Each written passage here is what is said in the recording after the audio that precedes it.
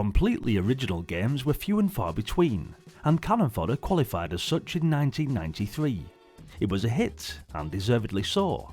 It was also painfully addictive, very difficult to put down once you started playing, no matter how frustrating it got.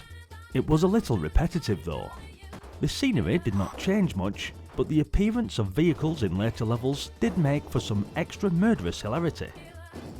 In many ways, Cannon Fodder 2 was just an extra 24 missions, but the variety was improved, and in the process the game has been made more acceptable to war veterans who, along with the certain sections of the press, were a bit miffed at the poppies, British Legion references and some of the level names in the first one.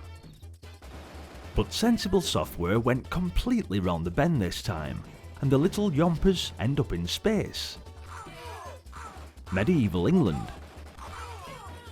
and the gangsters of Chicago. In fact, it's the alien presence that allowed this to happen.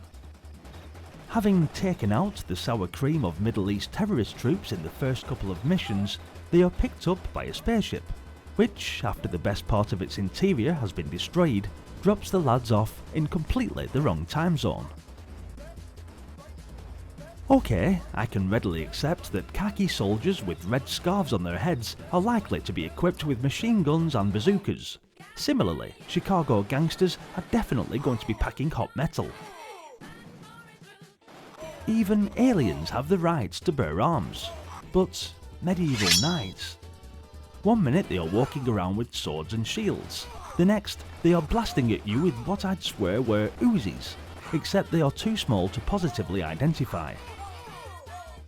The saving grace here are the wizards who replace bazookas with staffs of fire, no doubt based on the Mad Scott sorcerer from Monty Python's Holy Grail. Ye Holy Hand Grenade turns up quite often too.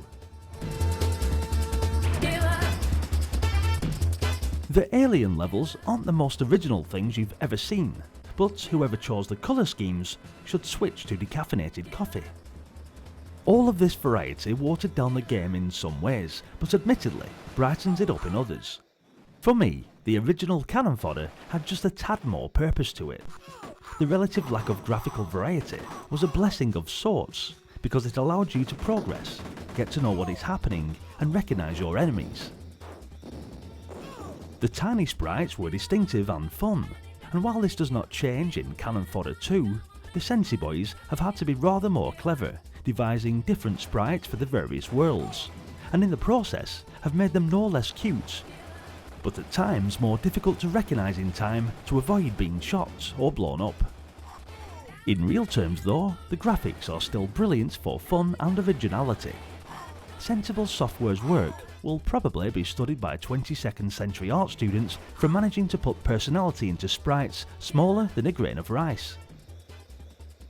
The levels themselves are well designed, and each new time zone and mission brings new hazards like floor traps and exploding pigs. The bazooka wielders are still as destructive as ever, and with a bit of cunning you can get them to destroy their own buildings for you. Cannon Fodder 2 has no really new features. In fact, on the face of it, it is the same game tarted up with new graphics, an extra 24 missions for the faithful. In terms of playability, it tends to put you in at the deep end right from the beginning. The original had a gradual build-up of awkwardness and difficulty, which means that newcomers could quickly get used to it. This one gets tricky very quickly, with the arrival of friendly fire and vehicles, and it really can get frustrating trying to figure out the least punishing route through the fields of fire. Also, grenades and bazooka rockets seem to be in much shorter supply and easier to destroy too soon. What did you think of it though? What else could Sensible Software have done? To try to introduce too many new features probably would have ruined the essential simplicity and ultra playability of the game idea. Yes, this is really an update with more variety. Yes, it is more difficult than the first. Yes, the idea of time travel in a spaceship detracts a little from the original military mayhem theme. But is it still worth playing? In short, yes again. Cannon Fodder 2 is a well-crafted, fun piece of software that will have you tearing out hair in chunks when all goes wrong, and whooping for joy when it goes right. Add all of this together and you end up with something that might not be quite as worthwhile as the original, but something still brilliant. Thanks for watching, guys. What did you think when Cannon Fodder 2 came out? Were you impressed with it, or did they change the format too much to make it less enjoyable? Hit the like button and let me know your thoughts in the comment section. As always, your support goes a long way, and if you're new to the channel and are enjoying the nostalgia, then please do consider subscribing to the channel. With more Amiga and Commodore 64 games on the channel playlist and more added daily, it'd be great for you to join me on this epic journey down memory lane. Hopefully, I'll see you all in the next one. Until then, bye for now.